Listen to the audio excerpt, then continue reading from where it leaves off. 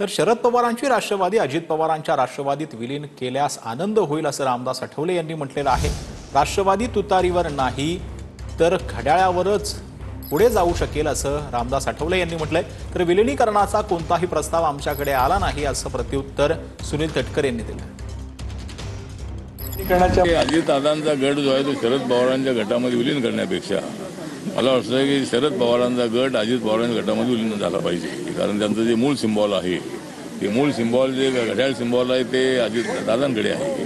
त्यामुळे खरा राष्ट्रवादी जर पुढे चालवायचं असेल तर मला वाटतं की तुतारीने काय तो चालणार नाही आहे, त्यासाठी घड्याळाची आवश्यकता आहे।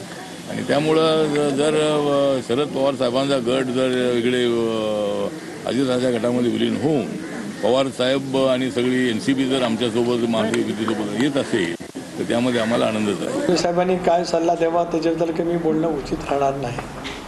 विलीनीकरणाच्या मुद्द्यावरती मी स्पष्टपणाची भूमिका मांडली की असा कुठलाही प्रस्ताव राष्ट्रवादी काँग्रेस पक्षाकडे आलेला नाही, तुमच्या विचारार्थ त्या ठिकाणी नाही। एक असं की ज्या क्षणापर्यंत विलीनीकरणाच्या प्रस्तावाचा साधा विचारही समोर आलेला नाही किंवा त्याची चर्चाही ग्रुपमध्ये नाही तर त्याच्यामुळे विरोध असणं, अनुकूल असणं, प्रतिकूल असणं असा काही प्रश्न उद्भवत नाही।